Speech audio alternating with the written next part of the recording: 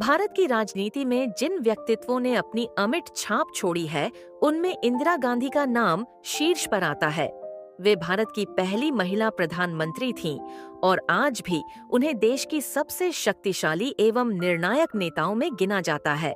उनकी दृढ़ इच्छा शक्ति, साहसिक निर्णय तथा प्रभावशाली नेतृत्व ने न केवल भारत की राजनीति को नया मोड़ दिया, बल्कि अंतर्राष्ट्रीय स्तर पर भारत की छवि को भी मजबूत किया। इंदिरा गांधी का जन्म 19 नवंबर 1917 को इलाहाबाद अब प्रयागराज में हुआ था। उनके पिता जवाहरलाल नेहरू स्वतंत्र भारत के पहले प्रधानमंत्री थे, जबकि माता का नाम कमला नेहरू था। इंदिरा गांधी का पूरा नाम इंदिरा प्रियदर्शिनी नेहरू था। वह बचपन से ही स्वतंत्रता संग्राम के वातावरण में पली बढ़ी, जिससे उनमें देशभक्ति की भावना बचपन से ही उत्पन्न हो गई थी।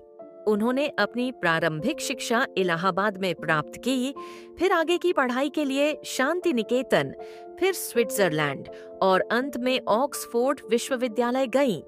विदेश में पढ़ाई के दौरान उन्हें भारत के स्वतंत्रता संग्राम की गतिविधियों में हिस्सा लेने का भी अवसर मिला।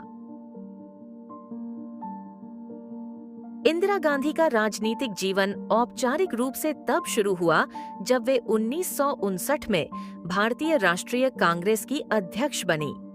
हालांकि वह अपने पिता के कार्यकाल में ही राजनीति से जुड़ी हुई थीं और उन्हें कई महत्वपूर्ण मामलों में सलाह देती थीं। नेहरू की मृत्यु 1964 और लाल बहादुर शास्त्री की असामयिक मृत्यु 1966 के बाद कांग्रेस पार्टी ने इंदिरा गांधी को प्रधानमंत्री पद के लिए चुना।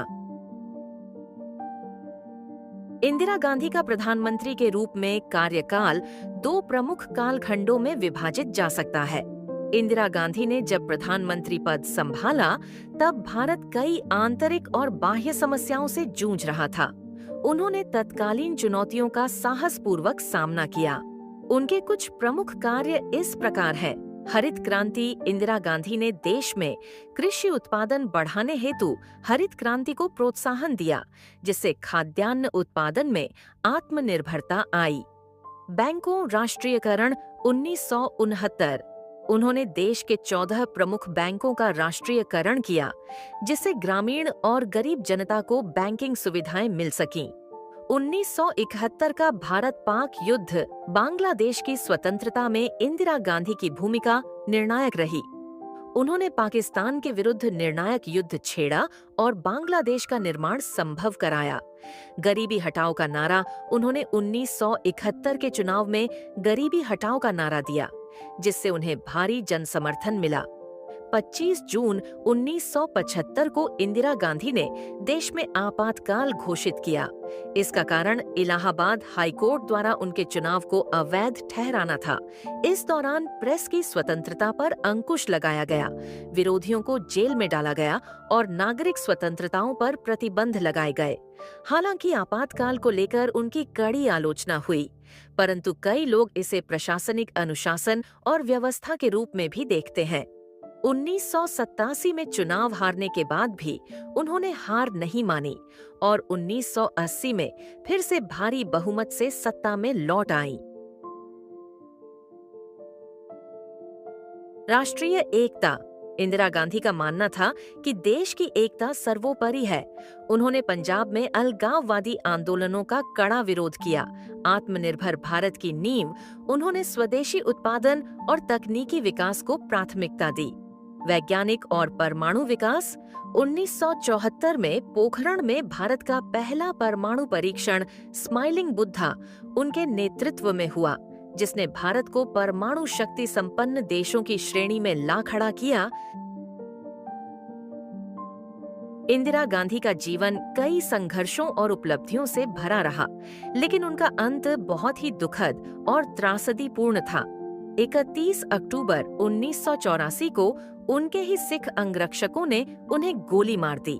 यह हत्या ऑपरेशन ब्लू स्टार के प्रतिशोध स्वरूप की गई, जो उन्होंने पंजाब के अमृतसर स्थित स्वर्ण मंदिर में छिपे उग्रवादियों के खिलाफ चलाया था। इंदिरा गांधी एक दृढ़, साहसी और करिश्माई नेता थीं। उनके फैसले कई बार विवादास्पद रहे, लेकिन उनकी नेतृत्व क्षमता को नकारा नहीं जा सकता। उन्होंने यह सिद्ध कर दिया कि एक महिला भी राजनीति के उच्चतम शिखर पर पहुंच सकती है और निर्णायक फैसले ले सकती है। उनकी विरासत आज भी भारत की राजनीति में महसूस की जाती है। उनका जीवन प्रेरणा है उन सभी लोगों के लिए जो विपरीत परिस्थितियों में भी आगे बढ़ने का साहस रखते हैं।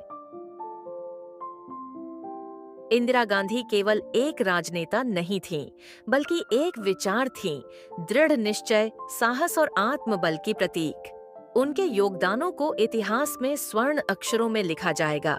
वे भारत की लौह महिला आयरन लेडी थीं और हमेशा रहेंगी। उनके नेतृत्व, नीतियों और बलिदान को भारतवासी कभी नहीं भूल सकते।